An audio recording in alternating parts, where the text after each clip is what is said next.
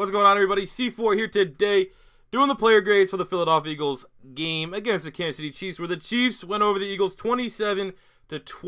This is always going to be a really tough matchup, especially with how the Chiefs performed Week 1 against the New England Patriots. You know, you kind of thought we were going to be the underdogs. We're on the road, and to be completely honest with you, before this season started, when I looked at the schedule, I would have probably penciled in the Chiefs game as a loss. I mean, even go back into my predictions videos way back in like June, July, once the schedule got announced. I was like, we're probably going to lose that game because it was in Kansas City. But at least what we're able to learn from this game was that the Eagles are going to be a good team. They're going to be a good competitive team. And as I'm recording this, all the other games are, kind of just starting up. It'd be nice to see Dallas lose to Denver because everyone's kind of, worst case scenario, Philly's still there, tied for first in the NFC East with the Giants next week at home. But it's always tough, man, when you start two games on the road. But looking at the grades here, I was going to say, this is a pretty reflective scoreline of the game because it was competitive. It was looking a little uncompetitive when it was 27-13 because, the score wasn't really, indicative of how the Eagles really were able to perform, especially defensively in the first half. But the 27-20, only losing to 7 points to the Chiefs at home, that's much more, it was better what the Patriots did. So, I mean, if you really want to try to find some buzzwordy positives to take, we look better than the Patriots did against the Kansas City Chiefs. Looking at the team here, looking more so at the Eagles, Carson Wentz, 25 of 46, 333 yards, 2 touchdowns, 1 interception, and yet again, the interception comes off a deflection. So it's on one side, you can't really hold it against Carson Wentz. Not a lot you can do with a deflection that gets popped up in the air and someone else intercepts it. But the fact that it's happened back-to-back weeks for a quarterback that's 6'5" might be a question you kind of want to bring forward. It's like, how is this happening? Why is he throwing the ball so low at the point of the line of scrimmage? Why, that's something you definitely, I don't know, personally, I'm not a QB guru of how he can fix it, but it would be nice to see less of those to happen. And give me a couple picks that, are pretty much glorified punts, 40-yard bombs that get picked off, not stuff at the line of scrimmage where we're constantly, kind of getting put in bad field position. The run game, throwing the ball 46 times, that's ridiculous. We brought in, LeGarrette Blount to run the ball. We have one of the best offensive lines in football. So many people right now are talking about it, how there's almost an epidemic of not good offensive lines. And Philly has one of those, and we're still not, really able to establish the run game whatsoever, which is ridiculous. When Wentz is your leading rusher with 55 yards, you have some questions. Sproles had 10 carries, 48 yards. Small had 3 carries, 4 yards. 0 carries on the day for Garrett Blount. I said one of the things, watch how the Patriots look successful. And what they're able to do is run the ball. Michael Isley had 3 rushing touchdowns at the red zone. Nothing there for Philadelphia. So I don't know if I necessarily agree with the game plan here for the Eagles. But overall, I kind of, overlap there. I give Wentz on the day, you get a B+, B+, something like that. The run game, though, however, non-existent, C-. Sproles looked all right, almost 5 yards per carry.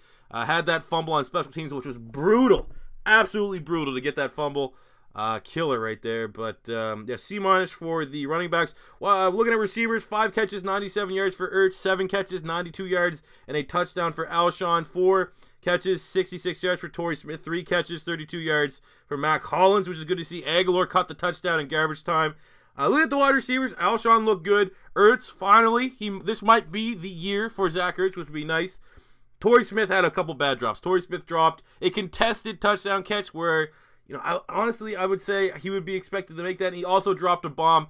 Both those really, really brutal, really, really bad. Overall, as wide receivers, though, you can't be too hard on him for that. I'll give them B-, somewhere like that. Wide receivers played well.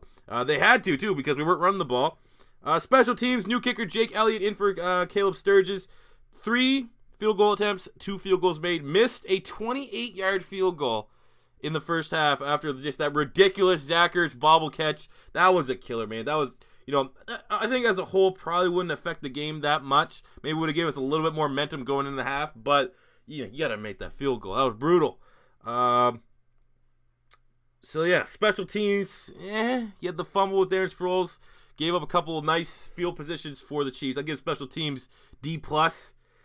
Defensive side, however, very, very impressive. Outside of, containing Kareem Hunt for most of the game, and then they just got tired at the end. I mean, Tyreek Hill did nothing. They basically, analyzed that Tyreek Hill, Kareem Hunt. We got to stop them. You weren't going to stop them both. I thought Tyreek Hill would be the guy that had the big game and not Kareem Hunt. But one or the other, just tremendous job. Rasul Douglas looks pretty good for the most part. Got jumped over by Travis Kelce once, but Rasul Douglas looked great. And I made a tweet earlier. I think he will be the guy that will transition to safety at some point. He had great tackling. We had 4 tackles, Jenkins, 4 tackles, Curry, 4 tackles, Rasul Douglas. We got a half sack for Graham, half sack for Jernigan, a sack for Michael Kendricks, a sack for Fletcher Cox, a sack for Chris Long. I mean, the injuries just started to pile up, man. We had no Ronald Darby. Rodney McLeod got hurt, was out for most of the game. Jalen Watkins was hurt. He got out. I think both those guys missed the entirety of the second half. So we're getting a little thin back there in the secondary, and you can kind of see it. But the biggest thing for this defense was not wrapping up. The defense played outstanding.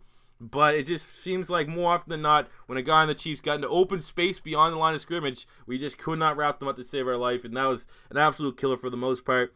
So defense as a whole, man, defense played good. I'd say B+, if they had a little bit better tackling.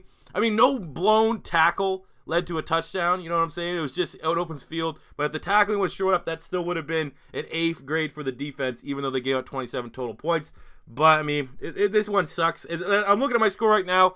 The Denver Broncos are up 7-0 on Dallas. Let's hope that continues. But the one kind of, closing thought about this game is you knew it was going to be a shootout if Tyreek and Kareem could go off. So what we did in the first half was we completely took them out of the game.